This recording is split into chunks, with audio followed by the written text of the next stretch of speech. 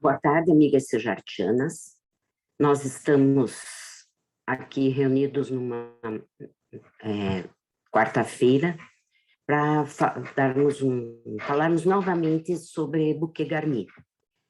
Muitas de vocês não tiveram oportunidade de assistir, mas a diretoria achou por bem ela ser repetida.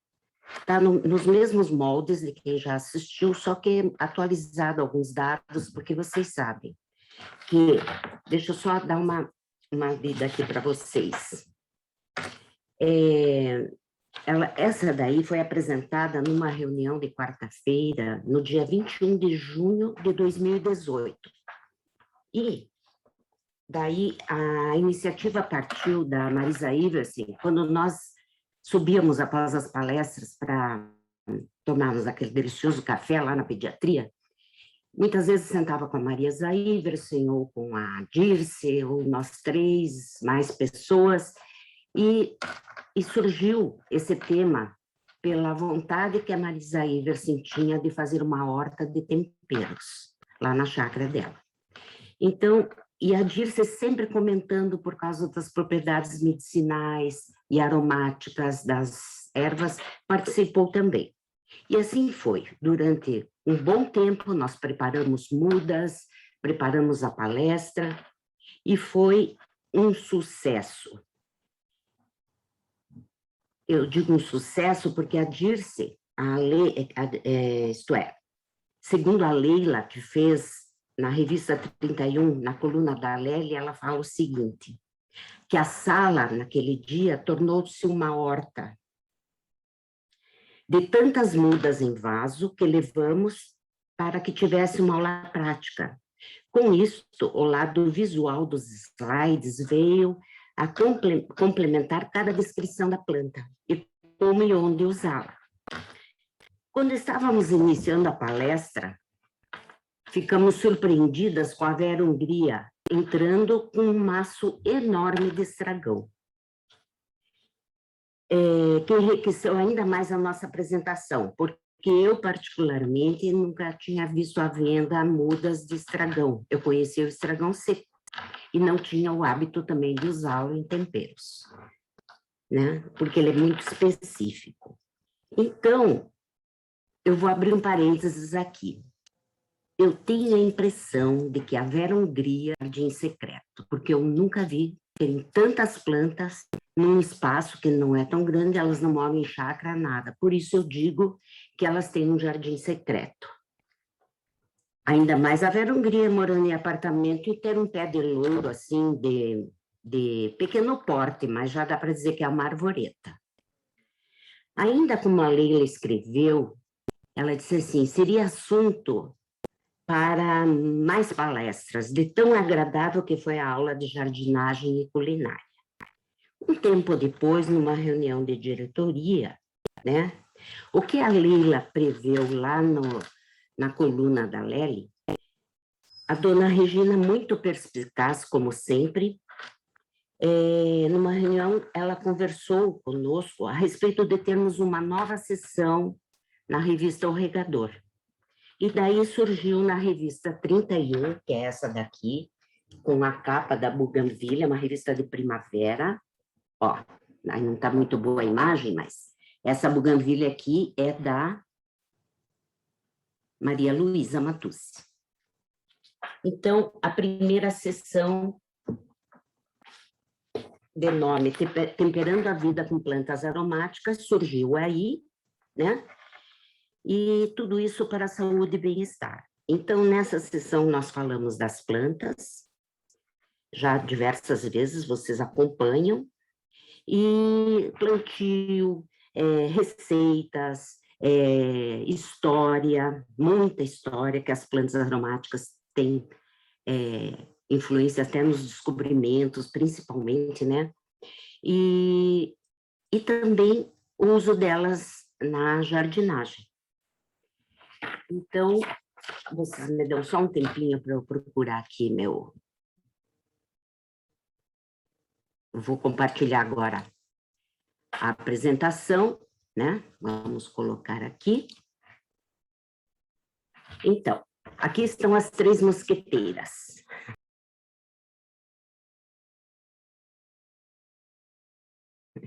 Fizemos em parceria, colocamos o guarda-pó, o avental do Sejarte e iniciamos a nossa palestra com temperos e condimentos para enriquecer a nossa culinária. Então, como que nós podemos afirmar, só um minutinho, quero ver se não vai sumir novamente. Tá. Como que nós podemos afirmar isso que é para saúde e bem-estar? Porque os temperos, eles aportam à nossa refeição, à nossa comida, nutrientes, muitos nutrientes. Nós vamos ver ao longo da descrição quais são. Sabores que nos levam a viajar, aromas que dão mais prazer em você se alimentar e a apresentação dos pratos também, né? E ainda, acima de tudo, torna lúdica a atividade de cozinhar. Então, a cebola, o alho e o sal estão presentes em todas as cozinhas, sendo utilizados para temperar quase tudo que preparamos. No entanto, podemos transformar pratos comuns adicionando novos sabores, aromas e cores, usando ervas e especiarias. Usar mais temperos na alimentação é muito saudável, pois podemos diminuir significativamente a quantidade de sal na elaboração dos pratos, né? E aportar nutrientes, vitaminas diversas e sais minerais. Para conservar cor, aroma e sabor, nós devemos guardar os temperos em potes bem fechados, em lugares secos, frescos e ao abrigo da luz. As ervas frescas devem ser guardadas na parte baixa da geladeira, em sacos plásticos, limpas e sequinhas, ou potes de vidro, como faz a Rita Lobo no programa Cozinha Fácil, para que durem mais. Mas ela deixa na geladeira em potes bem sequinhas, limpas e sequinhas, e muitas vezes ela também guarda no freezer, né? Limpas e bem secas, porque senão forma aqueles cristais de água, se você guardar úmida. Eu, particularmente, desde que me conheço como pilotando fogão, eu guardo salsa e cebolinha no freezer, porque eu tenho sempre para temperar, sou viciada em salsa e cebolinha, né? E, então, aqui tem algumas das ervas aromáticas e especiarias usadas em temperos, não temos todas, né? Ai, desculpa, deixa eu voltar aqui. Mas nós vamos passar aqui a ordem alfabética, né? Açafrão, alecrim, alfavaca, baunilha, canela, cravo, e vamos mais, louro, manjericão, aprender um pouco mais sobre manjericão, pimenta, sálvia, tomilho, etc. Então, o açafrão verdadeiro é o Crocus sativus Linnaeus. É uma especiaria muito conhecida, provém de uma espécie de crocus, tem crocus ornamental, e os sativos que é usado, assim, essa parte aqui, vocês estão vendo? A flor. O pé todo não tem, acho que muito mais do que 20 a 30 centímetros. E das flores, esse aqui é o estigma, que nem do milho, aquele cabelinho do milho é estigma também. Então, vocês observam que de uma flor, praticamente 1, 2, 3, 4, 5, 6, mais ou menos 6 estigmas são colhidos, né? Então, para formar 1 quilo de açafrão, são necessários 150 mil flores, sendo retirado a partir dos estigmas, né? É usado em risoto, o famoso risoto milanese, em paellas, sopa de mariscos, molho de tomate, etc. É uma especiaria caríssima, né? Caríssima. No dia a dia é melhor usar o açafrão da terra mesmo. Alecrim. O alecrim é essa maravilha, né? Que faz parte das nossas vidas, que tem um nome maravilhoso, Rosmarinus officinalis. Lembrando esses dias, acho que foi ontem que eu encontrei, sexta-feira, com a Karen, lá na Dona Regina, e a Karen, eu estava falando que na praia não vai muito bem, o meu apartamento na praia está bem, parece o Titanic, assim, bem na proa. Parece que eu estou na proa de um navio, de tão próximo ao mar. Então, buganvília não vai bem.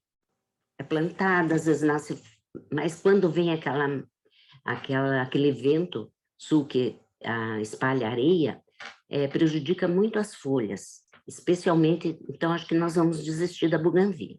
Daí, bem lembrado pela Karen, ela disse assim, Liane, plante alecrim, rosmarinos, próximo ao mar, no mar. Ela inclusive é do Mediterrâneo, né?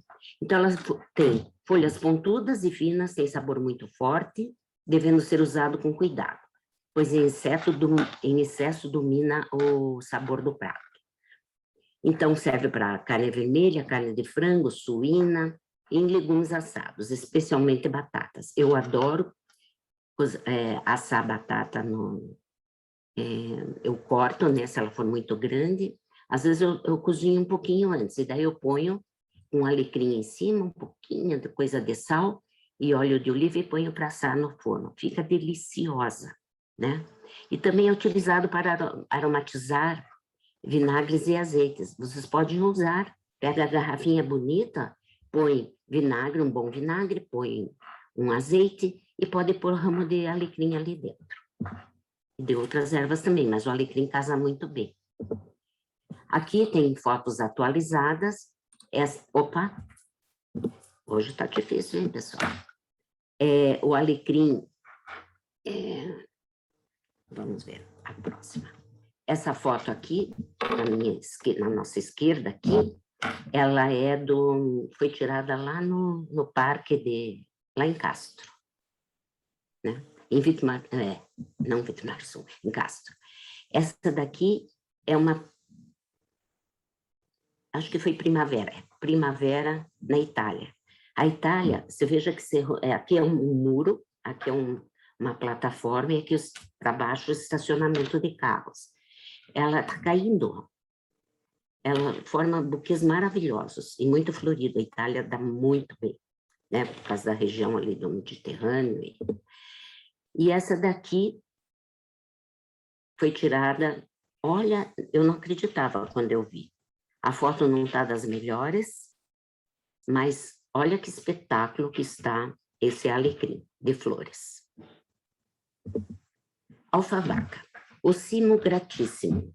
Mais lá à frente, na parte dos manjericões, nós vamos falar dela novamente. Porque a gente confunde muito. E por quê? Porque elas são todas parentes próximas. Elas são todas do gênero Ocimum, além de ter... Essa aqui já tem uma espécie gratíssimo, mas dentro da própria espécie dos manjericões, ela também é um manjericão, conhecida também como manjericão, nós temos variedades, que dá um sabor, nós vamos ver mais para frente. Ela é uma herbácea perene, com caule bem ramificado, atinge até 90 centímetros de altura. Prefere regiões de clima quente, sendo a melhor época para o plantio das chuvas. Não suporta frio, como qualquer manjericão. Não suporta frio. Gosta de sol, mas não em excesso. É sensível ao vento e muito usado para tempero para peixes. Eu lembro que, nossa, desde quando comecei a pilotar mesmo o avião, o fogão, avião não consigo. Nas peixarias sempre tinha na lateral assim, um pote com água e a alfavaca para você levar junto com a tua compra de peixe. Alho, não precisa nem falar muito, né? Ele é um bulbo, o alho sativum, e são designados como alhos algumas plantas do gênero alho, né? O sativum é esse que nós conhecemos, que está aqui na foto. Ela é uma planta perene, cujo bulbo composto por folhas escamiformes. Elas desfolham, né? É comestível. Você pode temperar manteigas, vinagres, sopas, molhos e saladas, feijão sem alho não é feijão, e carnes em geral. O alho poró, esse é meu preferido, eu gosto muito do alho poró, porque ele é suave e lembra o sabor do alho. Em vez de formar um bulbo arredondado como a cebola e o alho, ele produz um longo cilindro de folhas encaixadas umas nas outras, esbranquiçadas na zona subterrânea, que é essa parte aqui, sendo esta parte das folhas a mais utilizada na culinária. A parte verde também é utilizada em sopas, porque ela fica mais durinha, essa parte aqui. O alho poró responde bem ao cultivo em jardins, canteiros e até mesmo os vasos altos, a partir de 45 centímetros de profundidade. Aqui a gente não vê, mas o alho é usado como ornamental, né? E até a cebola, porque dá flores lindíssimas. Na culinária utilizada em pizza, salada e sopas, eu utilizo para temperar tudo, com cebola e essa parte branca aqui do alho poró. Agora, em quiche, daí você precisa de uns 2 a 3 talos para pegar aquela parte branca e fazer um quiche bem saboroso. Aneto, Dil e Endro. Falo aneto, eu lembro da Anete. A Anete cultiva Dil. Inclusive, o marido dela, quando vai para a Alemanha, sempre trazia sementes de Dil para ela. Então, Aneto graveolens. O endro, conhecido como endro, é uma planta herbácea anual aromática de caules ocos que mede de 30 a 40 centímetros de altura, mas excepcionalmente pode atingir mais de 1 metro, principalmente se florescer. As folhas são formadas por um grande número de filamentos como se fossem penas de aves. Aqui é linda a folha, né? Nós já vamos ver outras da mesma família. Finalmente, ela é uma umbelífera, porque forma essa umbrella aqui, né? No cacho de flor. Vamos ver o que mais tem. Ela tem, assim, o caule e as folhas, um verde levemente azulado, né? Confunde-se, muitas vezes, com o funcho e erva doce, né? E o endro fresco é para temperar e marinar vários peixes em molhos diversos. Na Europa, ela é usada para temperar saladas, principalmente à base de couve, e ainda adicionado fresco ou seco a conservas de fermentação láctea em salmoura e não em vinagre. E nas maioneses, assim, assim nos patês brancos é usado também. Aqui nós temos, são todas umbelíferas porque sua floração forma uma umbrella, né? Então, aqui nós temos o funcho, que é usado em salada, nós já vamos ver adiante, mas olha a semente, como é tudo a folha, são muito parecidas. E as sementes também são muito parecidas. Aqui nós temos a erva doce, aqui nós temos a semente do endro, dá para confundir, mas dentro aqui, ó, essa aqui tá, acho que está aberta. Olha aqui como são parecidas. Essa aqui é o funcho. O funcho, a semente é um pouquinho mais esverdeada, e ela é maior, vamos dizer, acho que tem uns 2 milímetros a mais do que a semente do endro e da erva doce. E por que nós temos que diferenciar isso? Porque vocês lembram do produto Funchicória, que tinha a gente dava para cólica de crianças? Não é que faça mal, mas ele pode dar cólica, por causa da funchona. Então, quando você vai colocar num produto, né, desenvolver um fitoterápico, alguma coisa assim, ela é permitida em chás, tudo bem. Mas você tem que levar em conta e fazer corte histológico para diferenciar uma da outra, né? Quem é muito expert no visual já vê, mas quando você faz cortes transversais, histológicos, que nem cortes que a gente faz para ver, assim, se temos alguma doença, assim, então é coletado um material feito corte histológico, né? Então, você faz e você vê por dentro os canais e os olhos diferentes que uma outra contém.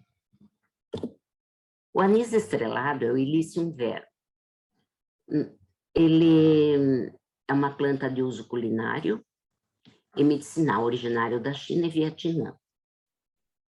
Tem um outro tipo parecidíssimo que é tóxico, é o Ilicium japônico, mas nós usamos esse que a gente tem aqui à venda, é o Ilicium vero mesmo.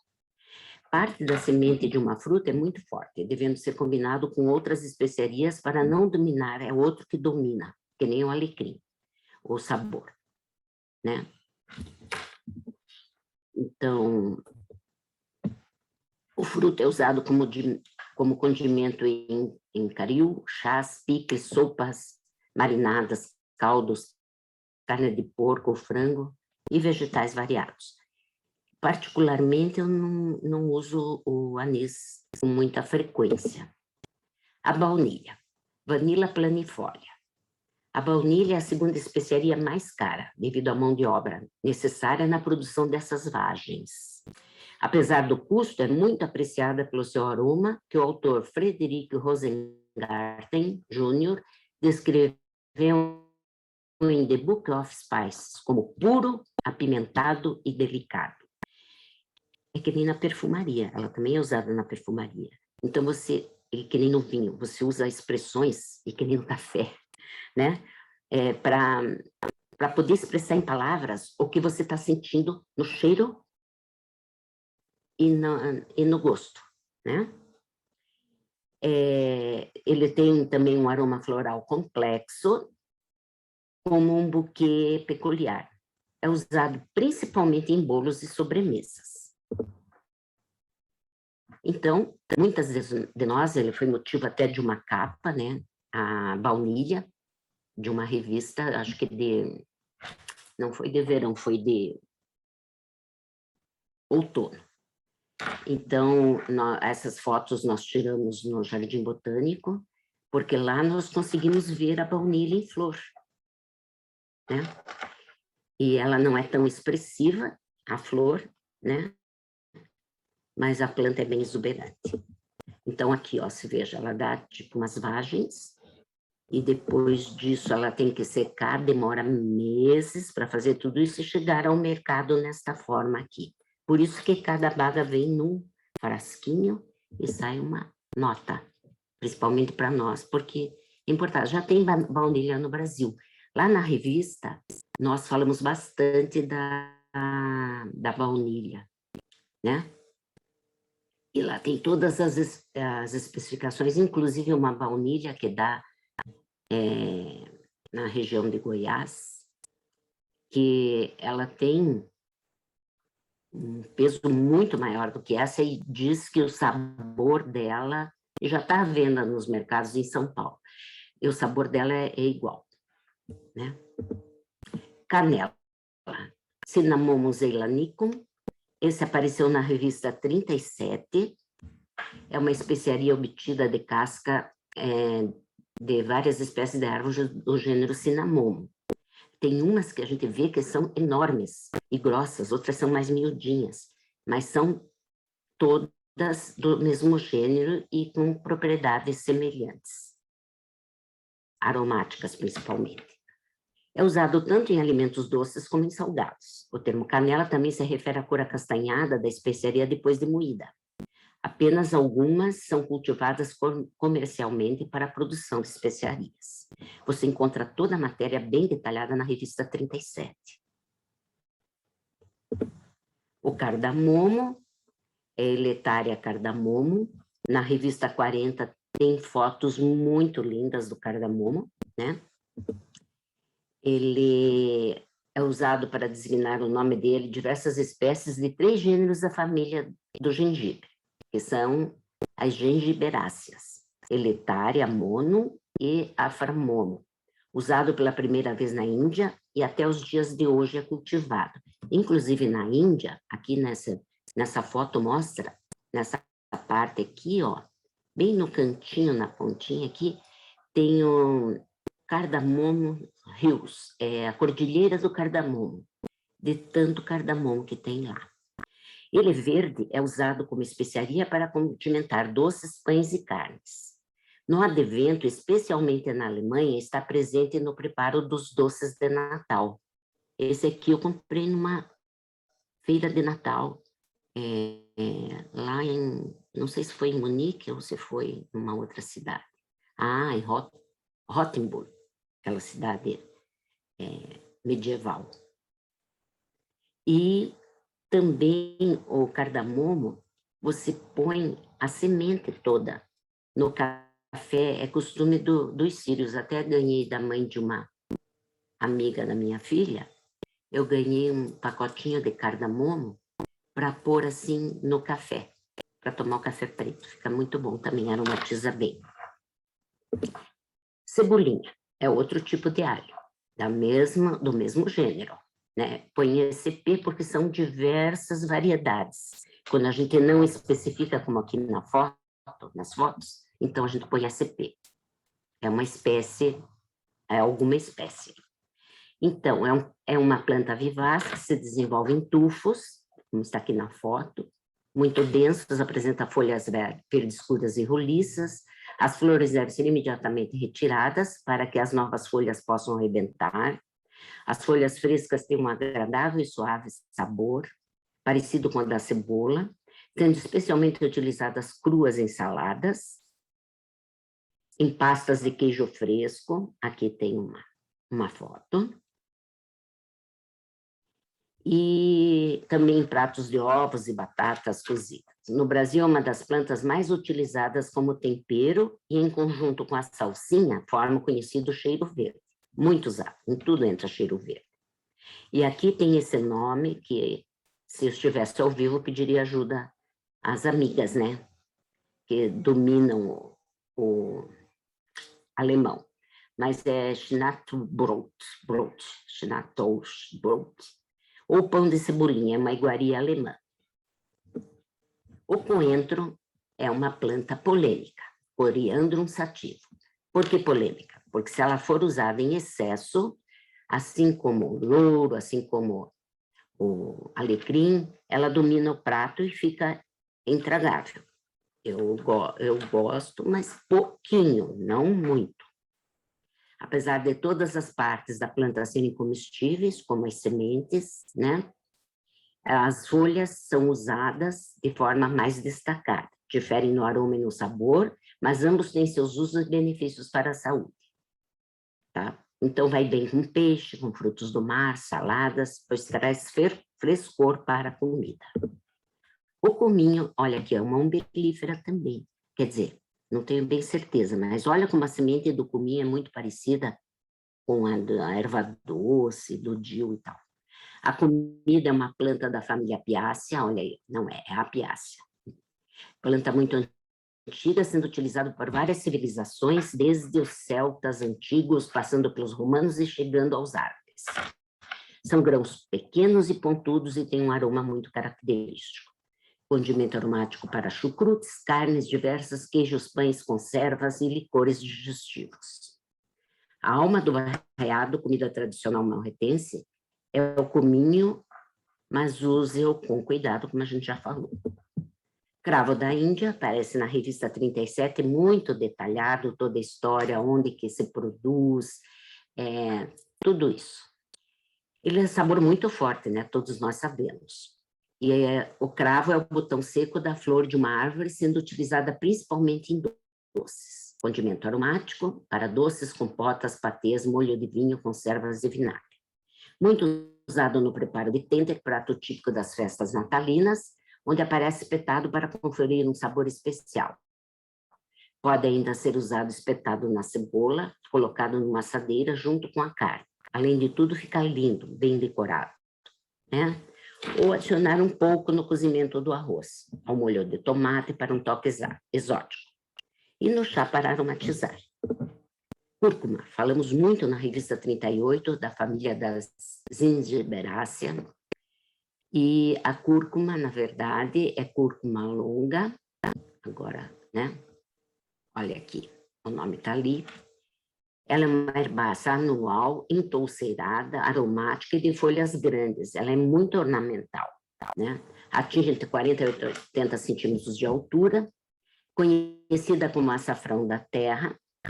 Muitos acham que esse é o açafrão, mas o verdadeiro é o Crocus sativus, como vimos lá no começo. Ela é rica em potássio e curcumina, que é um pigmento presente em grande quantidade e responsável pela sua coloração amarelada. Ela deve ser cultivada em solo argiloso, fértil e de boa drenagem. Multiplica-se por partes do rizoma, que apresentam as gemas. O rizoma é utilizado como especiaria no preparo de arroz, sopas, frango, peixes, molho e salada.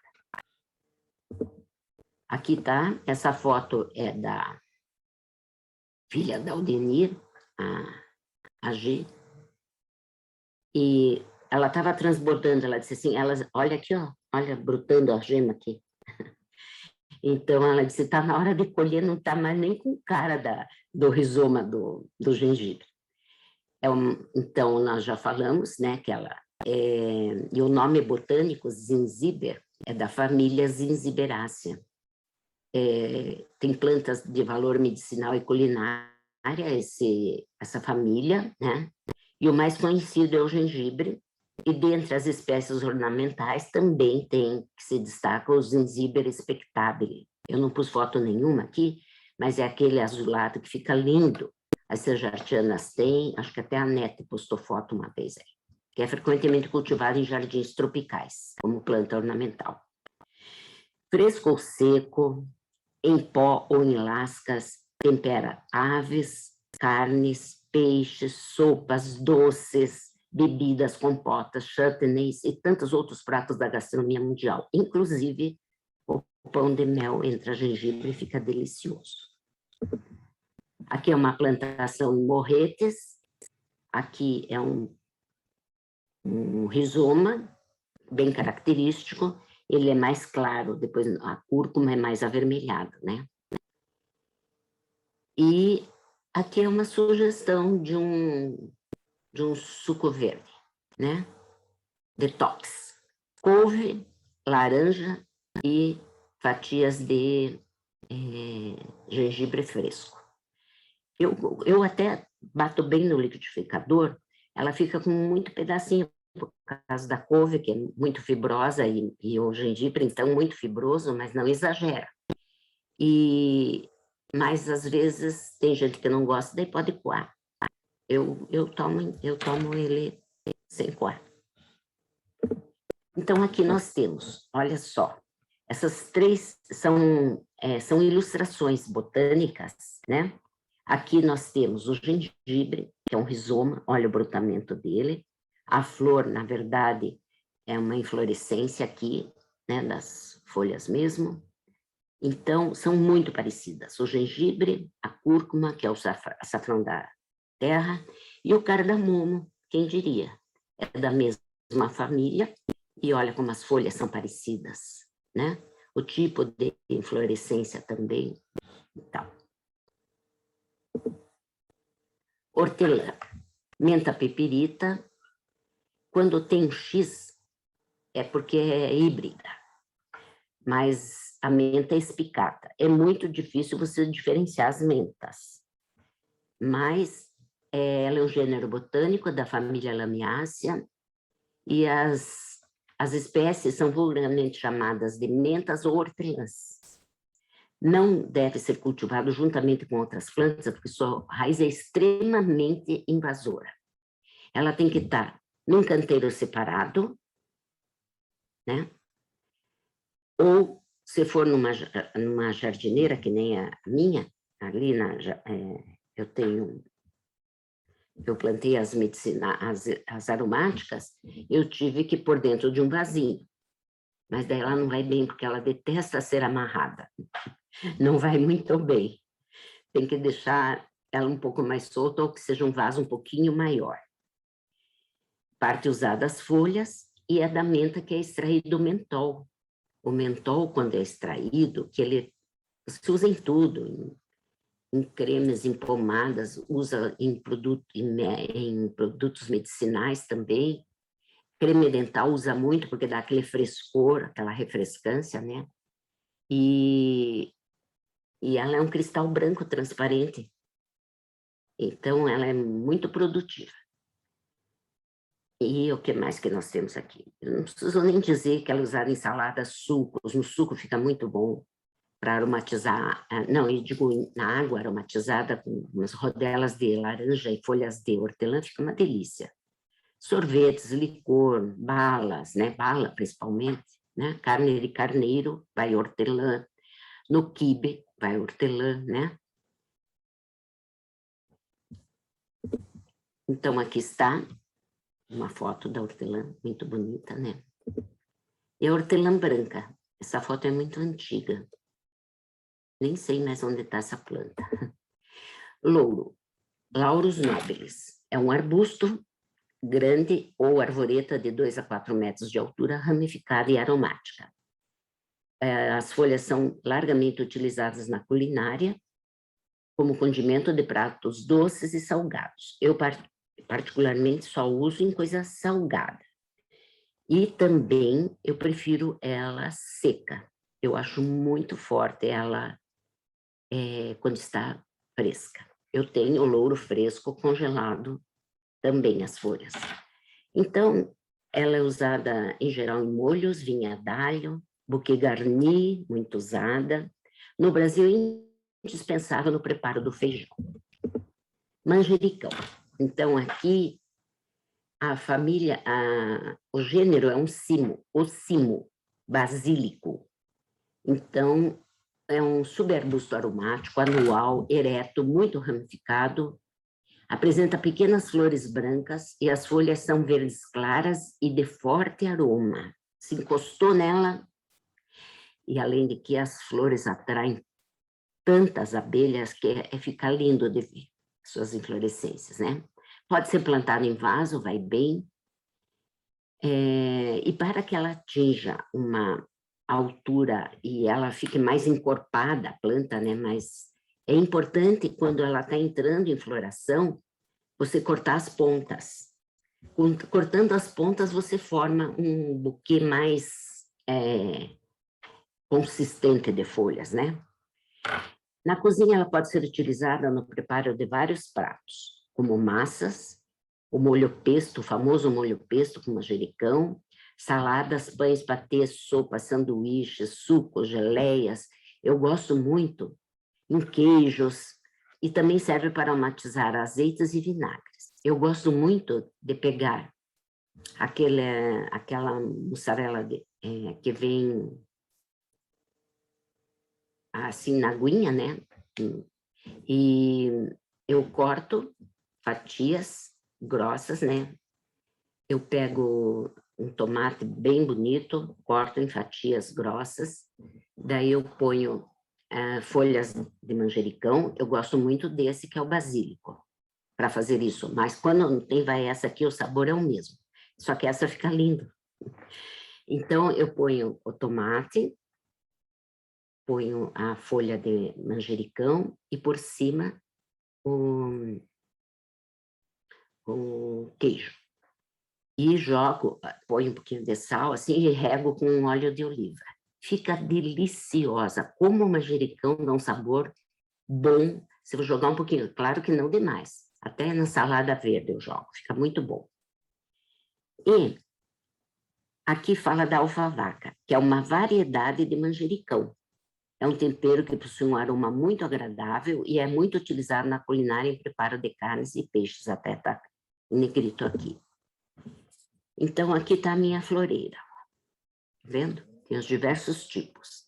Manjerona, manjericão, basílico, alfavaca são todos parentes que pertencem à família Lamiácea e ao gênero Oncidium. Eles possuem propriedades e utilizações semelhantes. Originária da Ásia e da África, esta planta reina no Mediterrâneo. Desta forma, não é incorreto chamarmos o cimo basílico ou o cimo mínimo de manjericão, assim como o basílico variedade purpúreo e o gratíssimo que nós vimos lá atrás, que também é chamado de alfavaca. E então, esse aqui, purpúreo, ele dá essa cor. Esse aqui é roxinho, mas tem verde. Agora, esse, olha que lindo. Só que depois, como veio um frio muito intenso, esse ano detonou, tá? Estou voltando a plantar algumas coisas aqui, né? Aqui é o hortelã, aqui tem o tomilho, alecrim. O alecrim é o que vai melhor. Aqui os 3 tipos, aqui está o basílico, essa folha mais brilhante e larga, meio encurvadinha. E aqui os outros, manjericão e o púrpura. Está aqui, purpúreo, né? Que dá essa cor linda, contrastante. Todos esses manjericãos são muito aromáticos, né? Uns mais adocicados, daí vem os experts, né? Os chefes, uns são mais adocicados, outros, as folhas são mais arredondadas, outras mais pontudas, os tons de verde que variam, né? O que é comum em todos é que conferem um sabor delicioso em diferentes tipos de pratos. Eu gosto muito de ir lá na Colônia Mergulhão, não de sábado e domingo, que tem muito movimento daí. Mas eu comprei uma geleia de manjericão. Gente, que delícia, delícia. Eu acho mais ou menos assim, para você fazer uns 200 gramas, assim, vamos falar 1 quilo de geleia, né? 10, acho que iriam umas 40 folhinhas, 30 folhinhas para 1 quilo. Você coloca no final, né? Que ela vai murchar, vai ficar ali. Muito boa, gente. Foi especial essa geleia. Sempre aprendendo coisas novas. Noz moscada, Myristica fragrans. A noz moscada aparece na revista 37 com todos os detalhes de história. Ela também fez parte da história, né, com as grandes navegações, com o caminho marítimo para as Índias, etc. Ela é a semente da fruta de uma árvore, é muito usada em molhos ou qualquer receita que utilize derivados de leite, molhos brancos. É sempre ótimo para dar uma pitada de noz moscada, né, em molhos de queijo também e no fondue. No inverno fica a dica de dar uma pitada no chocolate quente. Esse eu não experimentei ainda. Mas a flor da noz moscada, acho que tem aqui. Ah, não tem. Na revista aparece bem, é lindíssima, mas no Brasil é difícil de achá-la, mas nas grandes lojas que vendem temperos você encontra às vezes. Mas chama macis, isto é, né? Porque essa semente, ela vem envolta pela flor que fica grudada, né? Daí você retira, dê uma olhadinha na revista 37. E aquilo também é um tempero que tem, mas não é tão forte quanto a semente, que aqui está mais concentrado os ativos, né? Orégano. Origanum vulgare. É outra planta que eu particularmente prefiro seca. Eu acho o sabor melhor. Planta herbácea, perene, ereta, aromática, de 30 a 50 centímetros de altura, né? Ela é muito ornamental no verão por causa da sua inflorescência, como a maioria das aromáticas, né? Ótima opção de condimento para peixes, carnes, verduras, vinhos. Muito utilizado em pratos da comida italiana, como pizzas, molhos de tomate, massas, berinjela parmegiana, pelo rico aroma. Pimentão. É um capsicum. Capsicum nós falamos muito, mas especificamente o pimentão está aqui na revista 42. É o capsicum annuum. É um grupo de cultivares, né, muito utilizado na culinária de todo o mundo. Os vários cultivares, ou os vários espécies do gênero, nós especificamos, acho que 5 espécies, foram algumas revistas falando em outras pimentas, que não era a pimenta nigra, né? São do gênero capsicum. Então, o pimentão, até nós falamos da escala, Scoville e tudo, o pimentão ela é mais... ela é praticamente zero. Ela não tem ardência nenhuma, né? Os mais conhecidos são o vermelho, o verde e o roxo. Porém, existem muitas outras cores. Azulado, laranja, é lindíssimo. Esbranquiçado, assim, ó. Bom, ele é originário da América do Sul, do Norte e Central e Sul, né? É muito apreciada sendo rico em vitaminas e sais minerais, e usa-se na culinária no preparo de saladas, molhos, pimentões recheados, sopas, e na Itália são muito usados em fritadas. eternizados no poderoso chefão, picando alho, cortando o pimentão que ele colhia do seu próprio quintal e tal, né? Pápricas. Aí que tá, na revista 47, o pimentão aparece novamente, que é um pó moído dos frutos secos, com cor variando do vermelho brilhante ao vermelho avermelhado. O nome páprica é um derivativo da palavra húngara para pimenta. Em algumas línguas europeias, como o alemão, tanto o fruto como o pó resultante são chamados de páprica, né? Então, a páprica doce nada mais é do que ela dá um colorido, adiciona também sabor e nutrientes também para a refeição. Mas em peixes, em carnes, sopas, canapés e molhos. A páprica doce é o pimentão só.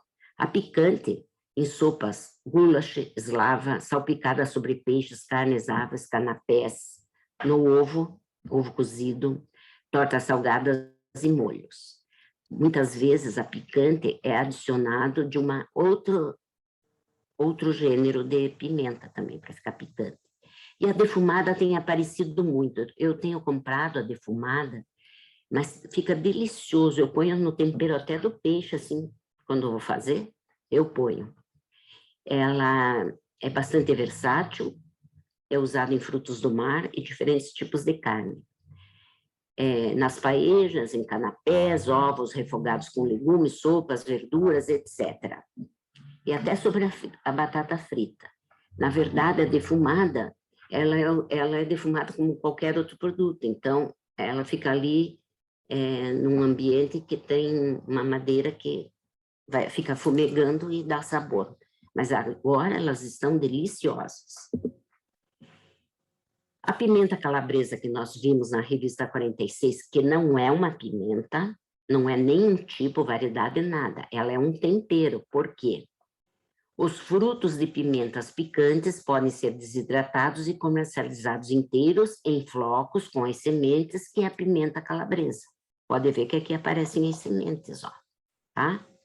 Ele é um produto, especialmente no Brasil, do processamento das pimentas do tipo dedo de moça e chifre de veado, também denominadas de pimentas vermelhas, que se caracterizam pela espessura fina da polpa e pela presença de um grande número de sementes, por isso que ela fica bem forte. Usada em saladas, molhos, peixes e tipo moqueca.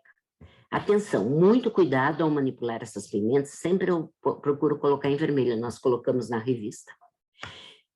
Pois contém alto teor de capsaicina, que é irritante das mucosas e da pele. Usar EPIs e equipamentos especiais para secagem. O que é EPI? Põe uma máscara, põe a luva, não coce o rosto, não aproxime do olho, porque tem pessoas que dá irritação que tem que ir até para o hospital. Pode dar até choque anafilático. Pimenta do reino.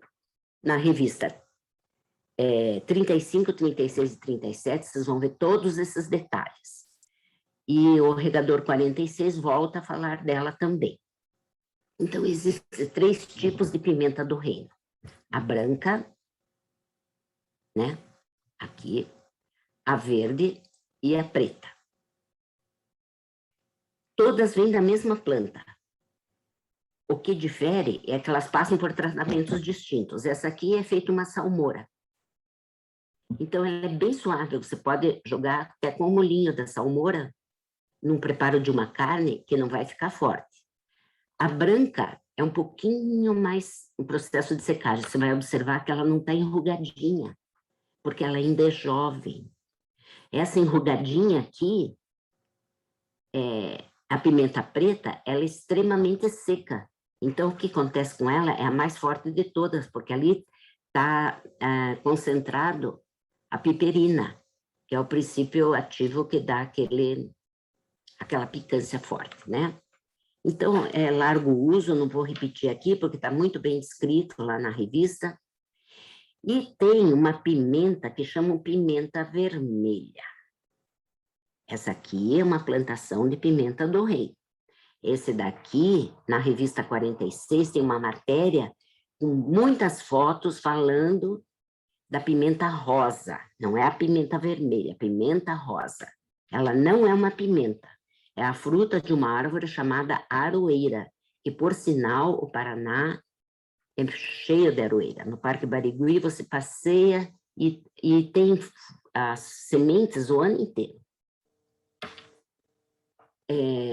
Ela serve para perfumar, e ela é suave, não tem picância nenhuma, e dá um colorido à comida, porque fica essas frutinhas vermelhinhas assim, fica muito bonita. Salsa, Petrocellium sativum. É uma planta bianual, gosta de muito sol, adapta-se bem em qualquer solo, e o plantio é feito através de sementes. É uma fonte de vitamina A, C, ferro, sódio, enxofre. A salsa é um dos condimentos mais populares, pois pode ser usada em quase tudo. Sopa, carne, massa, saladas, patês, molhos, né? E faz parte do famoso cheiro verde. A sálvia eu pus uma foto recentemente tirada pela minha prima Denise. Olha que show de foto. Essa vai para a revista quando formos falar de sálvia. Ela dá a flor agora, nesse período de primavera. Essa é a sálvia officinalis. Existem outras sálvias que aromatizam também, mas que não é tão comum o uso na culinária. E é usado para aromatizar licores, tal, né? Que é a sálvia esclareia. A flor da sálvia esclareia, se fosse plantado no jardim da Denise, seria do tamanho desse cachinho aqui, ó. Ela é uma flor muito linda mesmo. E é da flor, da extração da flor e folhas que usam na bebida para aromatizar. Na culinária, a receita mais conhecida é a de molho de manteiga com sálvia, uma delícia, para macarrão e carnes. Na cozinha ocidental, usada para dar sabor a carnes gordas, especialmente marinadas, queijos e algumas bebidas. Nos Estados Unidos, Reino Unido e Flandres. É usado com cebola em recheio de porco ou aves, e também em molhos. Na cozinha francesa, para cozinhar carne branca, sopas e vegetais, né? Bom, alemão deve usar mesmo em salsicha, porque o que gostam de salsicha, de embutidos. E na cozinha italiana, no preparo de aves. Tem uma história que eu conto assim, que a minha avó sempre tinha, depois a minha mãe, a gente sempre teve sálvia em casa. Porque quando eles, na época que podia caçar, na época de caçar codorna e perdiz, aquilo era feito, gente, com muita sálvia, aquele molho delicioso que nós comíamos com polenta, ai, dá água na boca só de pensar. Então, e a minha avó também dizia assim, se você está com os teus dentes feios, pega uma folha de sálvia e esfregue, porque a gente ia na casa da avó e não levava, lógico, escova de dentes, nada, né? Daí ela dizia assim, vai lá e limpa teus dentes com sálvia, pega uma folhinha de sálvia e limpa os dentes. A nona Virgínia. E aqui é a exuberância ninguém tem muda tão linda que nem as da Denise de Sálvia. Olha que esplendor o jardim dela. A foto foi tirada desse conjunto de sálvias aqui. Maravilhosa, né? Vai para a revista também. Tomilho. O tomilho é o Thymus vulgaris. É um subarbusto, originário do Mediterrâneo também. As folhas são muito pequenininhas, delicadas, e ela fica até escondida. A minha tá vigorosa, assim, mas ela é muito baixinha, e ela tá escondida pelo alecrim e o manjericão. É pouco exigente, que sobrevive praticamente em qualquer tipo de solo. Realmente, ela não se afetou com o frio que fez esse ano, e propaga-se por sementes ou estacas. Empregado na culinária como condimento de peixes, carnes, pizzas, verduras e legumes. Quem usa muito, nós vamos ver mais à frente, é o Claude, o chefe francês. Francês mais brasileiro do que francês hoje em dia. Aqui é uma foto muito antiga, mas que eu gosto. Foi uma colega de trabalho que tirou, acho que nos anos 90, de um jardim que nós tínhamos na fábrica de plantas aromáticas. E esse era, ela tirou a foto do tomilho em flor. Aqui, nós, na revista 31, nós pusemos na primeira uma lista de ervas, porque foi por isso, agora lembrando, a Marisa Iversen disse assim, vamos ter uma lista para deixar na cozinha e a gente saber usar melhor as ervas. Vou dizer para vocês, aqui está tudo certo, mas nós vamos editar novamente isso mais lá para frente, na revista, e vamos colocar de uma forma assim, uma linguagem mais, por uma linguagem assim mais gourmetizada, vamos dizer. Vamos dar um up na nossa lista. E talvez tirar alguma e colocar outras, mais usuais. Aqui, quando a gente estava preparando a palestra, o meu genro, agora mora na Itália, né? Ele é muito fã da cozinha italiana e ele é um chefe especializado e ele é muito estudioso da cozinha italiana. Então, uma conversa pelo WhatsApp, eu vou pôr como ele falou, tá? Eu pedi, fala um pouco das plantas que são usadas, né, na cozinha italiana. Daí ele disse que a cozinha italiana precisa ser dividida em regiões, mas a principal e rei é o basílico, que é usado em tudo, de carne vermelha, passando por frutos do mar, nesse último, nunca no sul peninsular. Eles têm isso, né? Eles são vizinhos, assim, de quilômetros e parece que estão em continentes diferentes. Mas daí acho que é muito específico, né? E até sobremesas, apenas não, nunca com a manteiga. Veja só. O basílico como sobremesa entra no sorvete, mas é muito usado como complemento e enfeite da sobremesa, assim como a menta, né? A própria folha, até em cima do tiramisu pode vir. Depois podemos fechar a cozinha italiana facilmente em salsinha, basicamente em frutos do mar e funghi, a sálvia, região norte, a minha família veio da região norte mesmo, companheira da manteiga e central do porco. Companheira da manteiga e na central, companheira do porco, central, que é Itália Central. E, claro, o frango. Alecrins na carne vermelha, porco, molhos ácidos como com limão, etc. E depois, mais especificamente na Sicília, o príncipe é o funcho, utilizado em absolutamente tudo.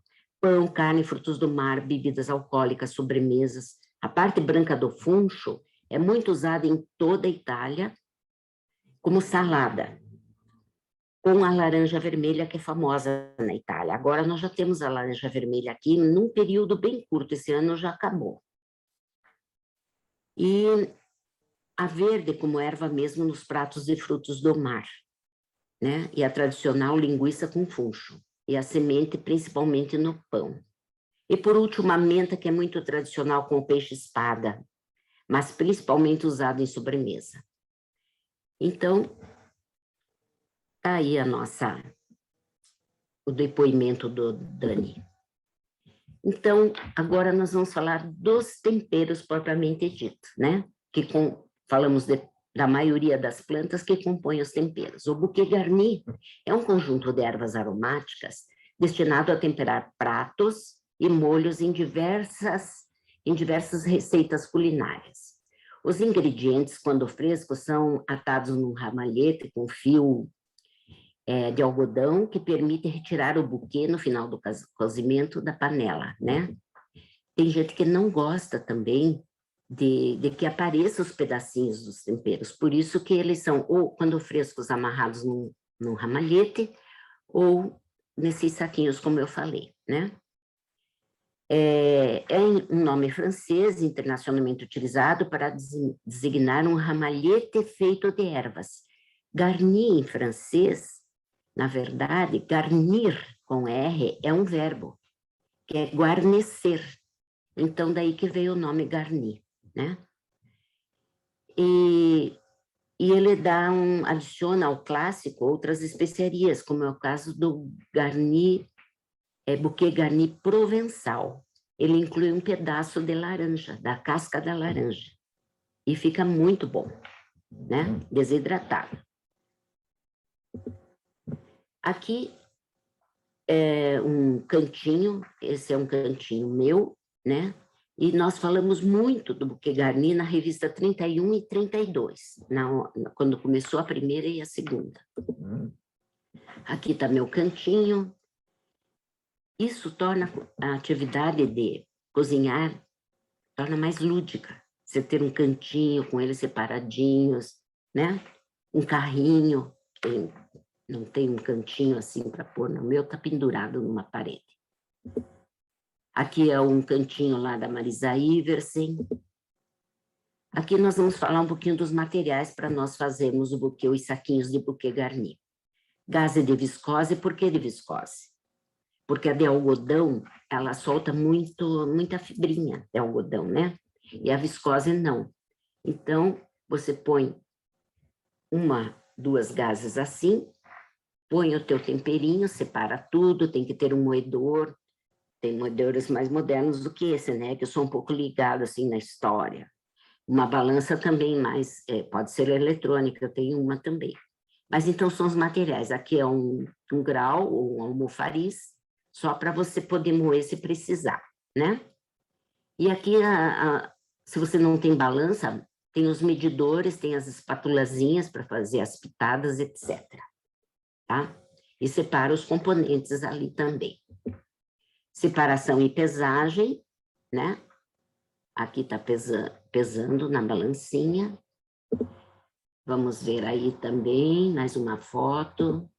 E fazendo a mistura. Alguma coisa eu faço a mistura no grau, mas o restante eu tenho um bol com tampa, que daí eu misturo tudo, se as forem só folhas já tiverem moidinhas, as partes que precisam ser moídas, e misturo tudo naquele bol diversas vezes para depois ensacar, né? Pitada.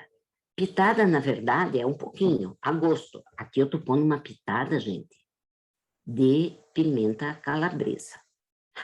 Então, essa pitada aqui já vai ficar muito forte para o meu gosto. Então, cuidado com ela.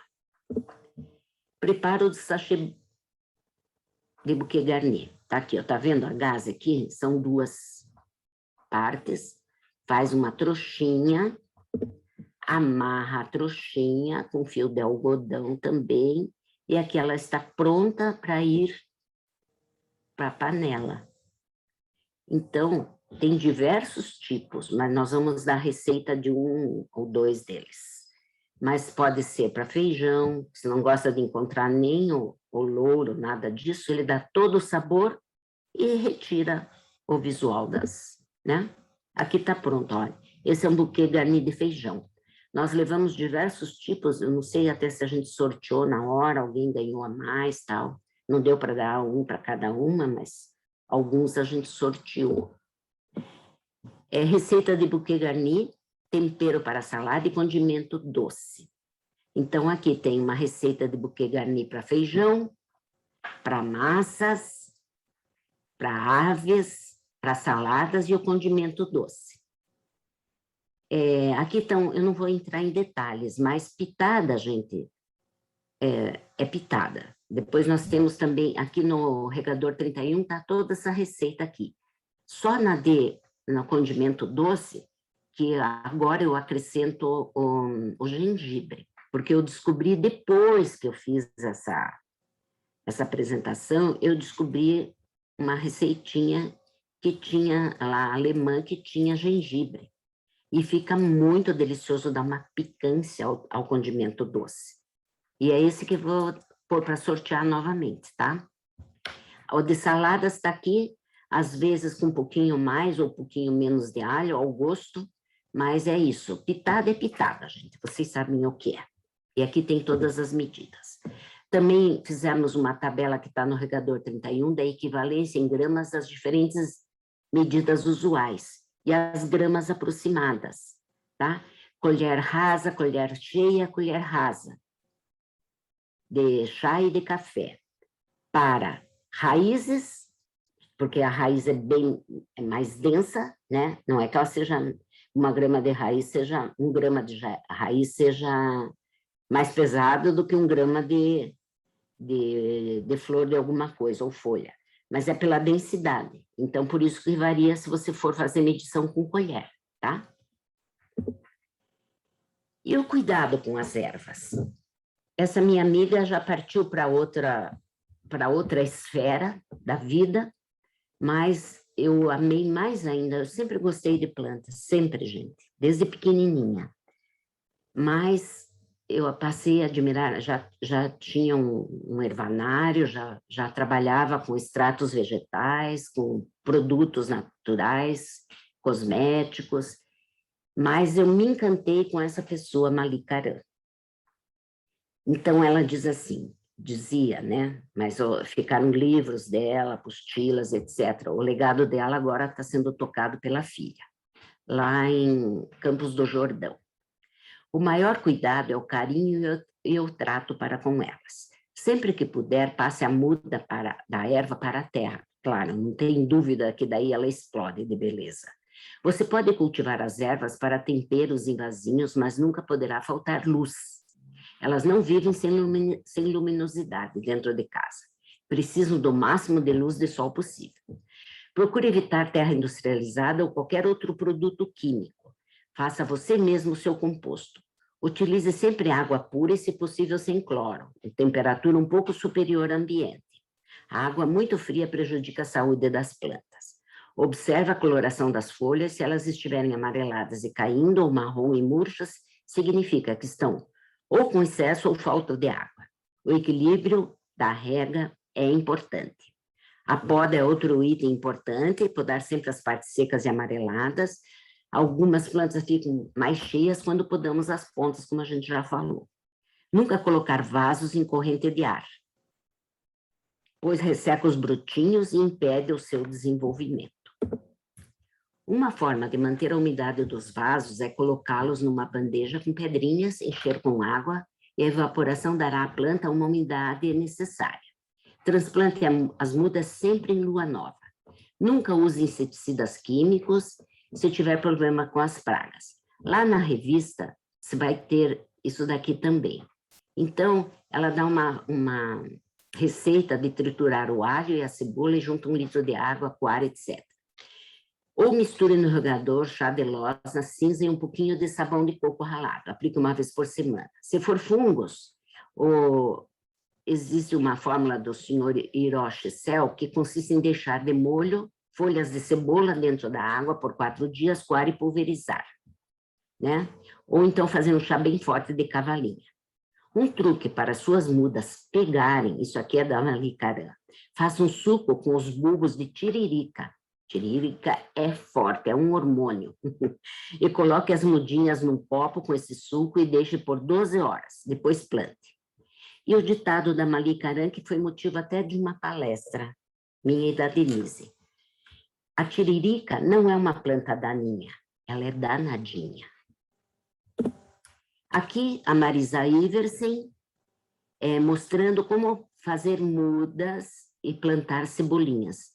Pega as touceiras, abre, limpa as raízes que não interessam, podando um pouquinho aqui, corta até aqui mais ou menos, e daí você está, ela podando um pouco das raízes, daí você está com a mudinha pronta para plantar. E aqui ela está plantando, olha só. E identificando. Sabe que é muito importante, nós temos aqui no meu prédio um jardim que não está muito bonito, mas vai ficar, nós vamos fazer uma manutenção bem boa nele. Nós temos que pôr, porque as pessoas não sabem para que serve, às vezes está misturada com uma erva medicinal e ela não sabe, então nós temos as plaquinhas de identificação, é uma boa coisa.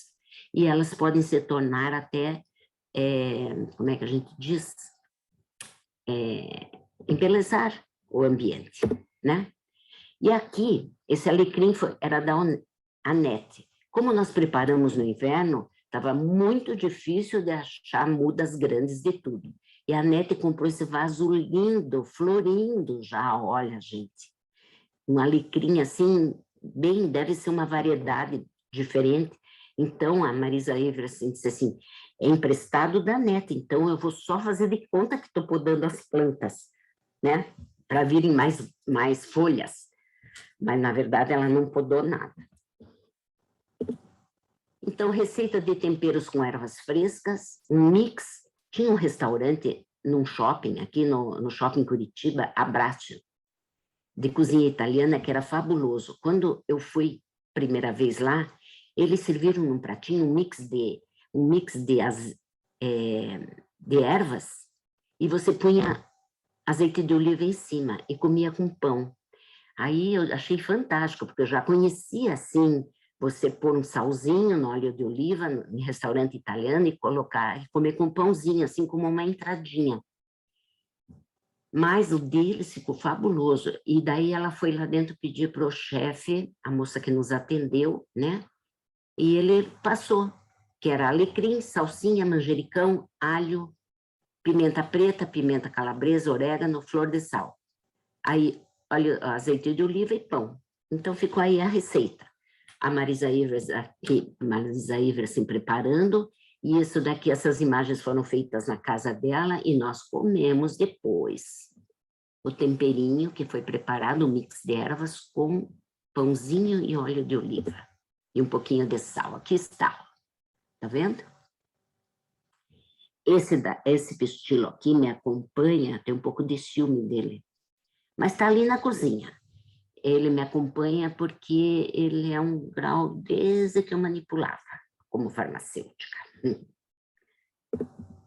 E olha, Marisa Ivers, estava delicioso. Aqui foi passada uma receita de molho pesto, uma receita de patê de manjericão. Eu não vou ler toda ela, senão vai ficar muito longa, mas vocês encontram, não sei se encontram na revista, mas acho que sim. E a arte do bem temperar buquê garni com ervas frescas, para um buquê garni tradicional. 3 raminhos de salsa, 2 de tomilho e uma folha de louro. Você pode usar também aquela parte verde do alho poró, sálvia, salsão, alecrim, né? E o provençal, como eu falei, vai tudo isso e um pedaço de casca de laranja desidratada. Então, aqui, um ramalhetinho e do provençal com folha de laranja, né? A folha de laranja, a casca da laranja, eu sempre seco para chá e uso assim também para isso. Mas da laranja baiana, fica muito boa. Passo a passo no preparo, você separa os materiais, como a gente já viu na revista 32, e aqui vai preparando, olha, tem tudo, tem sal, tem óleo, né? Aqui estão os temperos, salsa, louro fresco. O Claude usa louro fresco, manjericão, olha aqui o tomilho, a folhinha delicada dele, do tirus. Então, aqui o passo a passo, né? 2, 3, recortando, amarrando, preparando. E o Claude, nessa panela aqui, eu ouvi preparando, daí eu tirei uma foto que apareceu no YouTube, e a receita para uma panela como a da foto. 4 a 5 talos de salso, 3 a 4 ramos de tomilho e 2 folhas de louro. Ele amarra, assim como a Iversen amarrou, e põe dentro dessa panela para um cozido. Então, eu gostaria só de lembrar que eu não citei ali atrás, passei para esse slide, mas a Marilda, desculpa, a nossa presidente do Sejart, ela tem de tudo, né? É outra que acho que tem um jardim secreto de orquídeas, principalmente. Mas ela amou os temperos e ela cultiva tudo. Tem cavalinha, tem de tudo. Ela mandou uma foto, mas eu deixei para a revista. Ela chama de meu vasinho de buquê garni. Então, ela põe um vasinho na pia dela, e ali tem louro, ela põe cavalinha porque fica bonito o arranjo também, ela põe louro, põe manjericão, põe alecrim, põe 3, 4 ervas assim, e dá para usar durante uma semana e ficar ornamentando a pia dela, vamos dizer assim. Então, Novamente, nós agradecemos às amigas sejartianas que colaboraram com questionamentos e mudas de temperos, e um agradecimento especial para esse doce de pessoa, eu vou fazer novamente, porque ela continua a fotografar até hoje, tudo que eu peço ela vai, tira foto, e ela nos ajudou bastante nas imagens apresentadas nessa nossa palestra, né? Eu atualizei a foto, mas também era no carro, sempre com o celular na mão, mas a minha filha Cris. A outra filha querida está lá, está fora do Brasil, né? Mas a Cris, ela sempre com o celular na mão, por quê? Porque esse é o escritório móvel dela. Tudo ela faz por aí. Orçamentos, passa tudo por aí. As referências são as mesmas, né? Diversas. E muito YouTube para aprender, a gente aprende muito, gente, como eu aprendi o manjericão. Manjericão, eu não sabia direito o que era aqui, não sabia identificar, ainda não sei tudo, mas estou começando a ficar mais segura para passar informações mais corretas para todas vocês. Eu agradeço a atenção, é um prazer e até a próxima. Um beijo para todas. Logo nos veremos presencialmente na nossa última reunião do Sejarte, que vai ser um almoço maravilhoso e vamos nos encontrar lá. Beijos para todas.